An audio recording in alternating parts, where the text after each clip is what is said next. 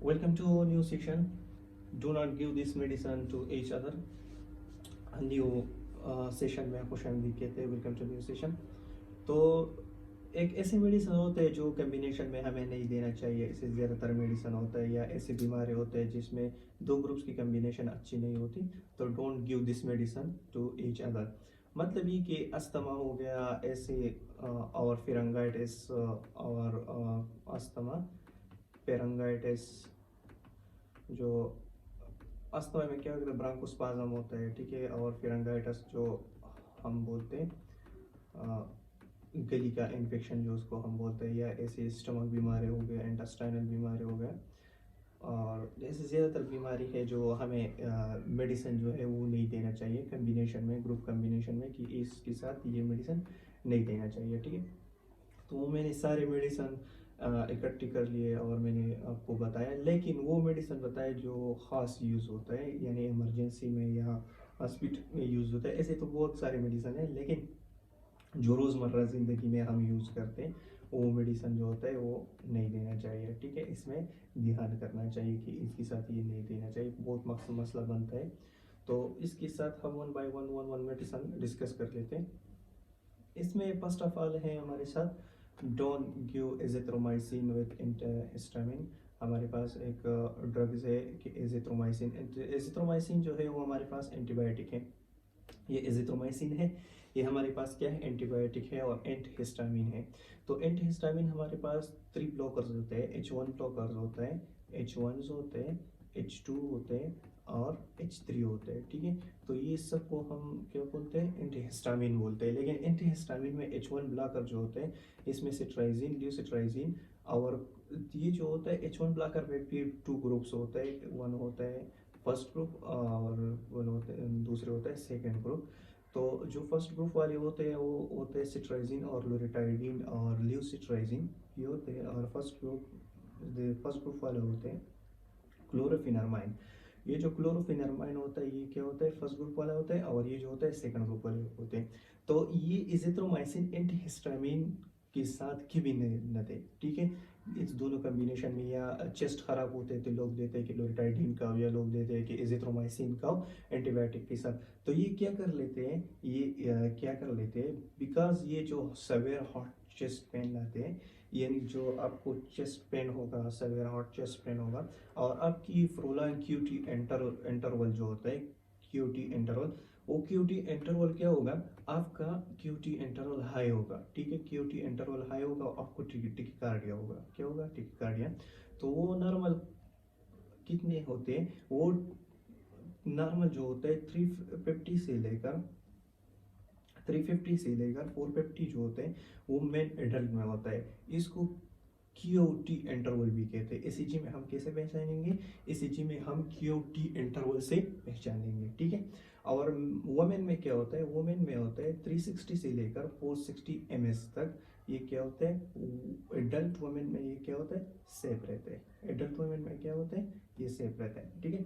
और irregular heart rhythm इसमें रहता है. इर्रेगुलर जो होता है हार्ट का जो रिदम होता है, ठीक है, वो क्या होता है, इरेगुलर रहता है. जो हार्ट का धड़कन होता है, ठीक है, जो रिदम होता है वो क्या होता है, इरेगुलर होता है, ठीक है. और क्या करते हैं, काज करते हैं, क्या चीज़, ब्लीडिंग. ब्लीडिंग भी काज करते हैं. वो स्टमक में हुआ, जेटी में हुआ, किसी भी जगह हुआ, तो ये एजिथ्रोमाइसिन एंटीहिस्टामिन के साथ साथ ये क्या करते हैं, अपने ब्लीडिंग लाते हैं, ठीक है. तो ये हुआ एक ड्रग्स. कौन से ड्रग्स हुआ, ये हमारे साथ ड्रग्स हुआ, उसको हम बोलते हैं कि इजिथ्रोमाइसिन के साथ एंटीहिस्टामिन H1. और H1 के साथ कभी नहीं देना चाहिए. H1 में 2 ग्रुप्स हैं. एक है क्लोरोफिनरमाइन और दूसरा है जो सिट्राइजिन, ल्यूरिटाइडिन. और H2 ब्लॉकर्स होते हैं वो स्टमक के लिए होता है, इसके बारे में मैंने किया. लेकिन एंटीहिस्टामिन जो होता है H1 और H1 में 2 ग्रुप्स होते हैं, 1 ग्रुप और 2 ग्रुप्स के भी इजिथ्रोमाइसिन के साथ नहीं देना चाहिए, ठीक है. इसमें सेफ ड्रग्स जो होता है वो हाइड्रोक्सीजीन होता है, यानी मतलब ये कि प्रेगनेंसी में जो फर्स्ट स्टिप होता है इसमें दे सकते हो, और फर्स्ट स्टिप में लोरिटाइडिन दे सकते हो, ठीक है। सेकंड में लोरिटाइडिन दे सकते हो, और फर्स्ट स्टिप में जो सेफ ड्रग्स होता है उसको हम हाइड्रोक्सीजीन कहते हैं। ये दोनों जो है ये प्रेगनेंसी में सेफ है। लेकिन ये भी बताओ कि ये भी इज़िथ्रोमाइसिन के साथ कभी नहीं लेना चाहिए, क्योंकि इज़िथ्रोमाइसिन जो है वो भी प्रेगनेंसी में सेफ है, लेकिन वो और बीमारी लाते हैं, ठीक है। तो जीआईटी ब्लीडिंग लाते हैं, क्यों इंटरवल को बढ़ाते हैं, और आप टेकिकार्डिया करते हैं, और सेवियर चेस्ट पेन लाते हैं, ठीक है। तो एक होगा। दूसरी क्या है, दूसरी मेडिसिन क्या है, दूसरी मेडिसिन हमारे पास है ऑन्डेंसिट्रोन एंड विथ ट्रामाडोल। ऑन्डेंसिट्रोन और ट्रामाडोल क्या चीज़ है, तो ऑन्डेंसिट्रोन जो है होते हैं ऑन्डेंसिट्रोन, ये ऑनसेट के नाम से आता है, और ये हमारे पास वोमिटिंग स्टॉप करने के लिए होता है। एंटी एमेटिक ड्रग्स है ये। कौन से ड्रग्स हैं, एंटी एमेटिक। और ये क्या है, हमारे पास एनाल्जेसिक्स है। एनाल्जेसिक में कौन से ग्रुप्स के, एनाल्जेसिक में हमारे पास नार्कोटिक्स हैं, ठीक है। तो ये जो ट्रामाडोल और ये सवेयर पेन के लिए यूज़ होता है, तो ये कभी ऑन्डेसिट्रोन और ट्रामाडोल एक जगह नहीं देना चाहिए, एक साथ नहीं देना चाहिए, क्योंकि क्या होता है कि इसकी जो एनाल्जेसिक इफेक्ट होता है, ट्रामाडोल का जो एनाल्जेसिक इफेक्ट होता है वो क्या करता है, ख़त्म कर देता है। ट्रामाडोल का एनाल्जेसिक इफेक्ट ये क्या करता है, ऑन्डेसिट्रोन ये ख़त्म कर देता है।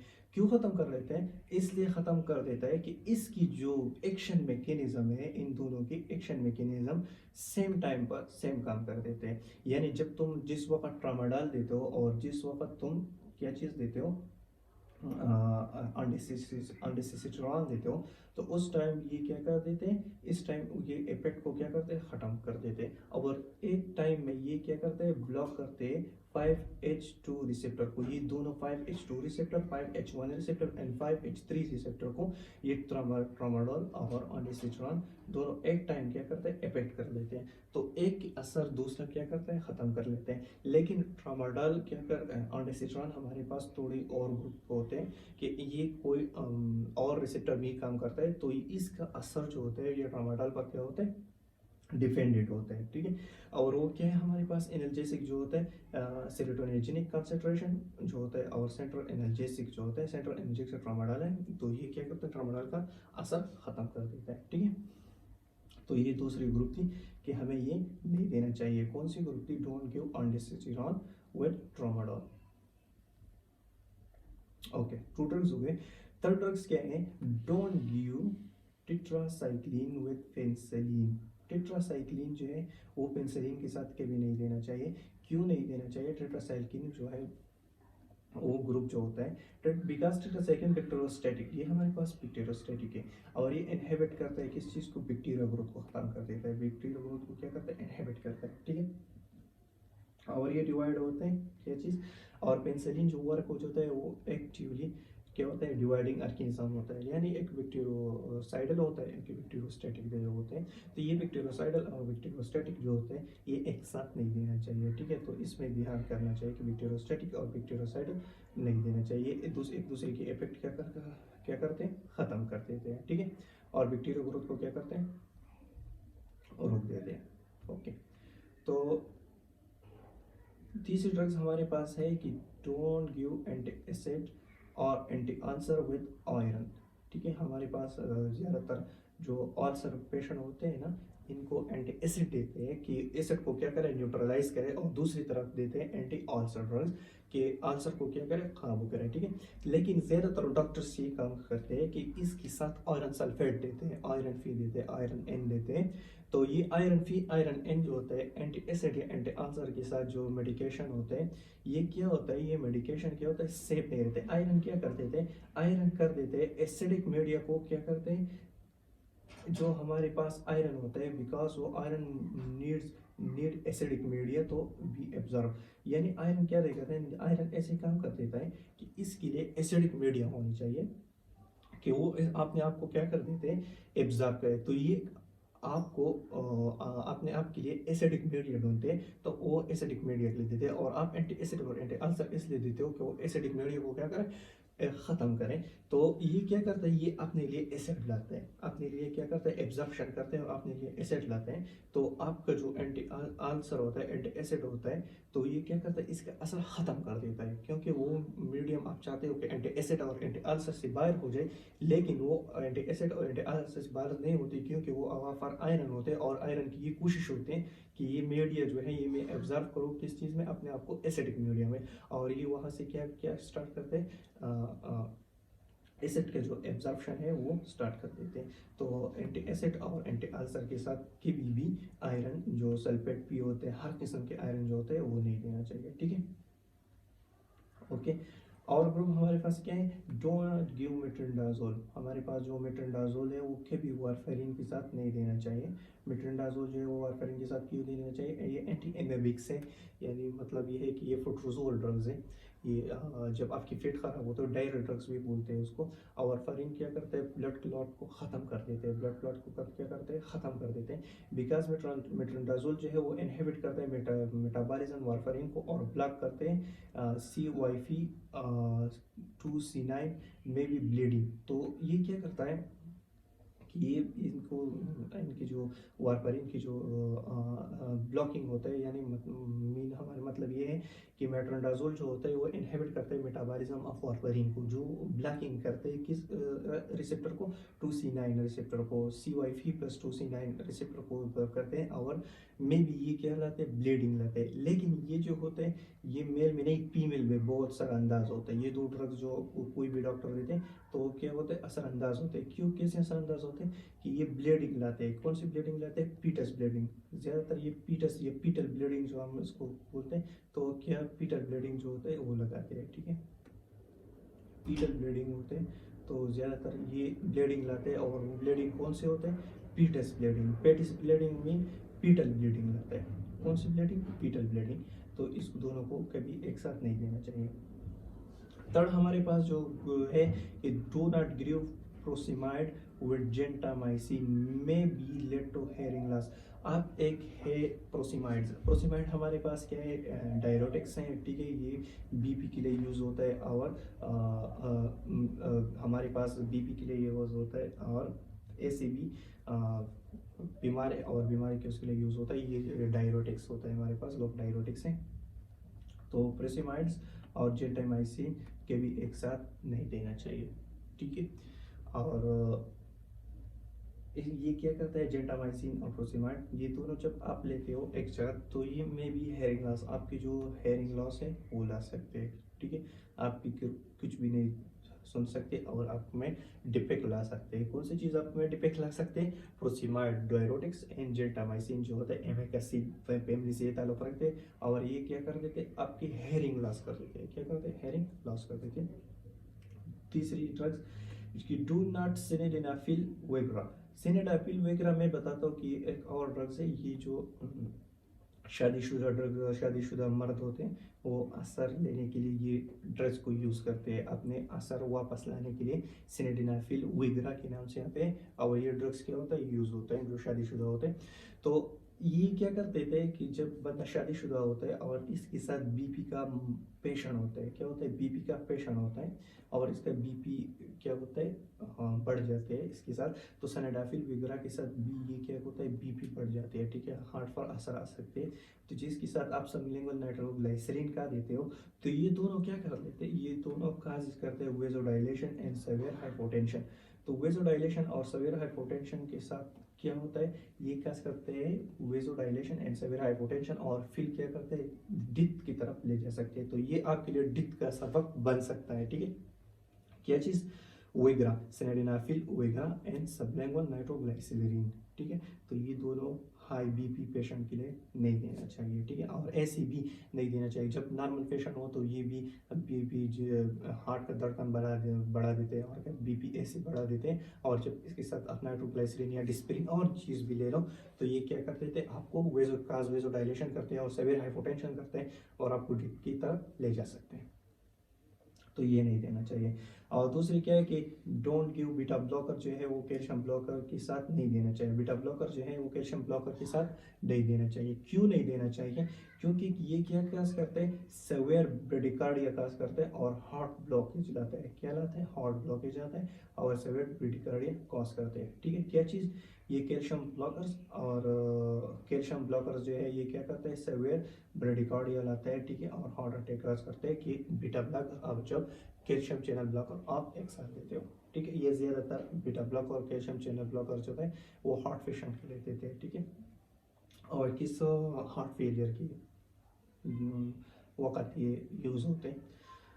तो हमारे पास और मेडिसिन है, don't give anti platelets and anti coagulants because they cause bleeding. हमारे पास जो एंटी प्लेटलेट्स ड्रग्स होते हैं और एंटी कोगुलेंट ड्रग्स होते हैं जो क्या करते हैं, क्लॉट्स को ख़त्म कर देते हैं। तो ये दोनों ड्रग्स जो है ये एक साथ नहीं देना चाहिए कि वो क्या करते हैं, ब्लीडिंग लाते हैं। क्या लाते हैं?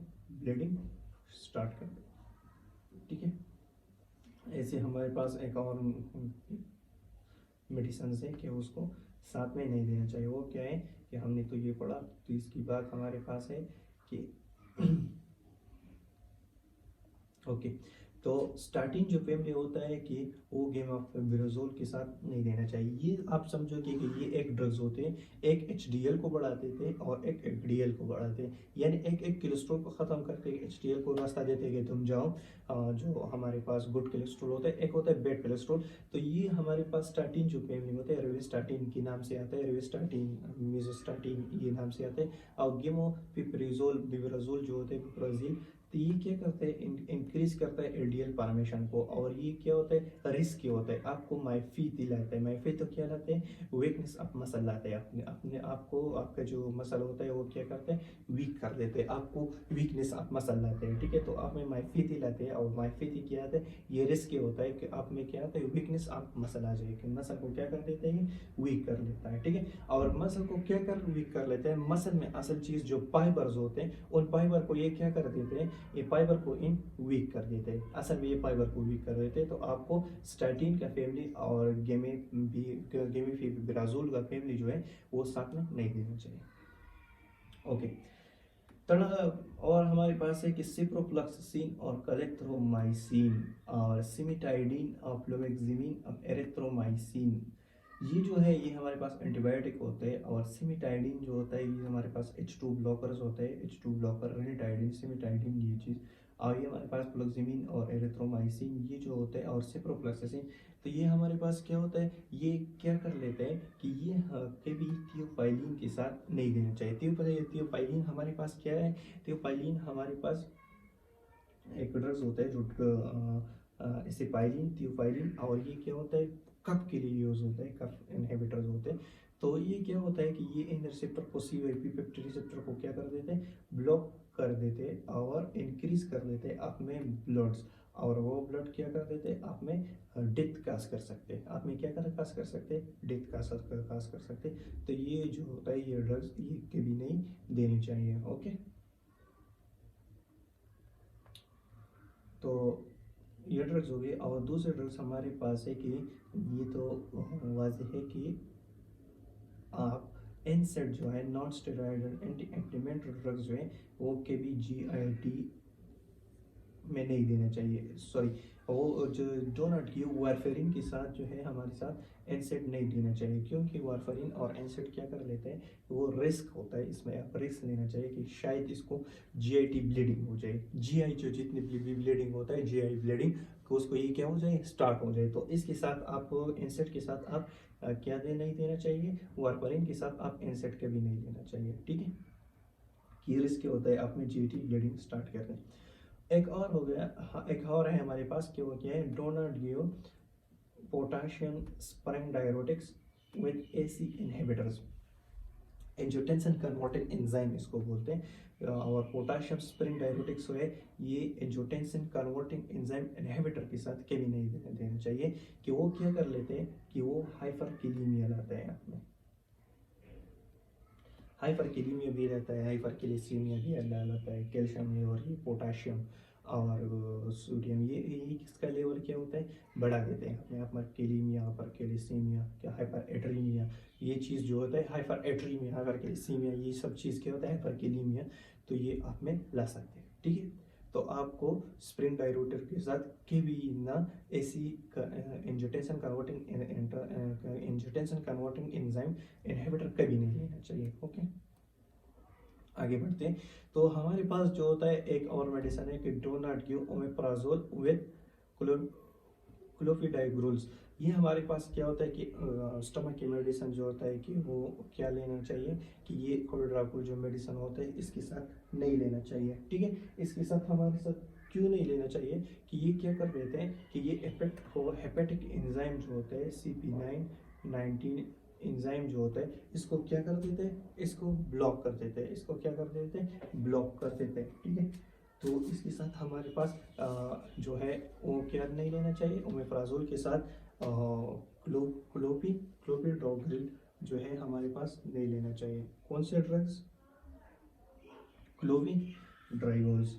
इसका मैं इसका मैं क्या बताता हूँ आपको, एक्शन मैकेनिज्म बताता हूँ कि ये किस किस चीज़ के लिए यूज़ होता है, कौन सी चीज़, कोल्ड्राकुल। तो ये क्या कर देता है कि ये कोल्ड्राकुल जो है एंटीप्लेटलेट्स मेडिसिन होता है। ये क्या होता है, एंटीप्लेटलेट्स मेडिसिन होता है, और क्या कर देते हैं ब्लड क्लॉट को, जब कोई क्लोफिडाइग्रिल लाता है तो ये प्रिवेंट करता है क्या चीज़ को, ब्लड क्लॉट को, और आपको हाई रिस्क में कन्वर्ट करते हैं। और एंटीप्लेटलेट्स है, क्या है, एंटीप्लेटलेट्स है।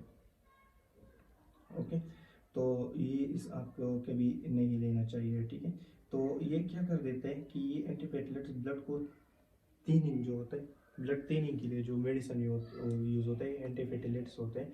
तो ये एंटीप्लेटलेट्स के लिए ओमेप्राजोल के साथ नहीं लेना चाहिए, क्योंकि ये ब्लड को थिन कर देता है, ब्लड को क्या कर देता है, थिन कर देता है, पतला कर देता है। तो ये रिस्क क्या होता है कि आप ओमेप्राजोल के साथ ये ले लो तो आपके हेपेटिक एंजाइम मेटाबॉलिज्म जो है वो क्या होता है, डिस्टर्ब होता है। ठीक है, और फिर आप में क्या स्टार्ट होते हैं, ब्लीडिंग स्टार्ट हो सकते हैं। ठीक है, और है हमारे पास don't give lincomycin BP patient and child because they cause arthritis. और है हमारे पास लैंकोमाइसिन जो पेरिंगाइटिस में अच्छी यूज़ होता है। तो अभी मैं बताता हूँ कि ये लैंकोमाइसिन असल में क्या चीज़ होते हैं, ये लैंकोमाइसिन क्या है। ठीक है, तो लैंकोमाइसिन जो है असल में ये क्या चीज़ है, लैंकोमाइसिन। तो लैंकोमाइसिन पेरिंगाइटिस के लिए, और जितने भी पस होते हैं ईएनटी में जितने भी पस होते हैं, यानी हमारे पास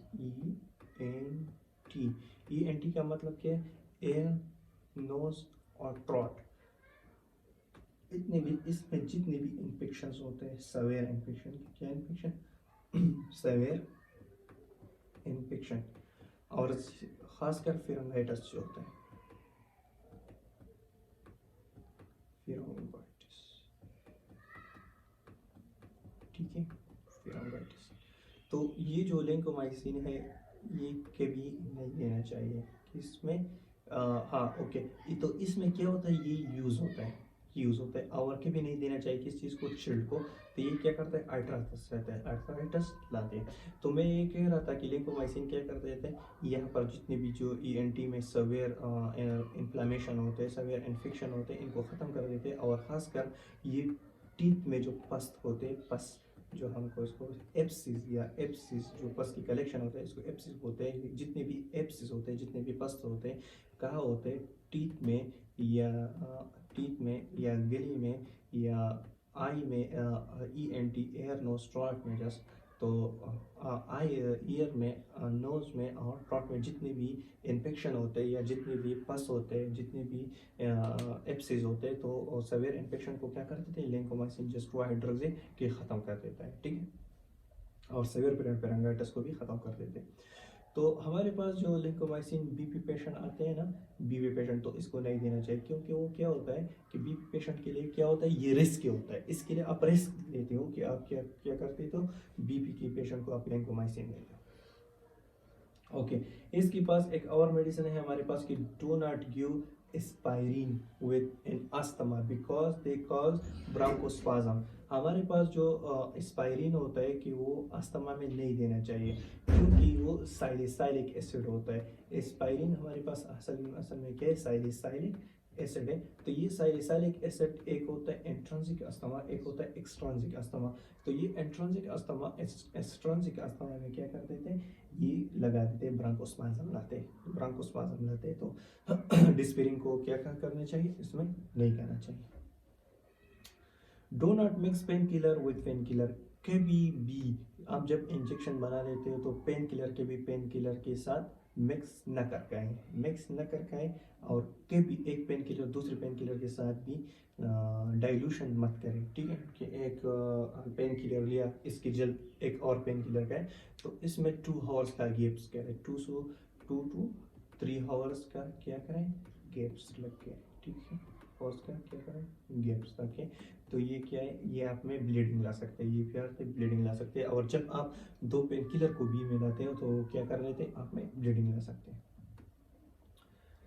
just mixing a dose steroid with steroid. आप एक डोज होते हैं स्टेरॉइड को स्टेरॉइड के साथ क्या कर लेते हो, कंबाइन कर सकते हो, ठीक है। स्टेरॉइड ड्रग्स जो होते हैं वो स्टेरॉइड ड्रग्स के साथ आप क्या कर सकते हो, कंबाइन कर सकते हो। कि और ड्रग्स के साथ कंबाइन मत करो, जस्ट स्टेरॉइड के साथ कंबाइन कर सकते हो।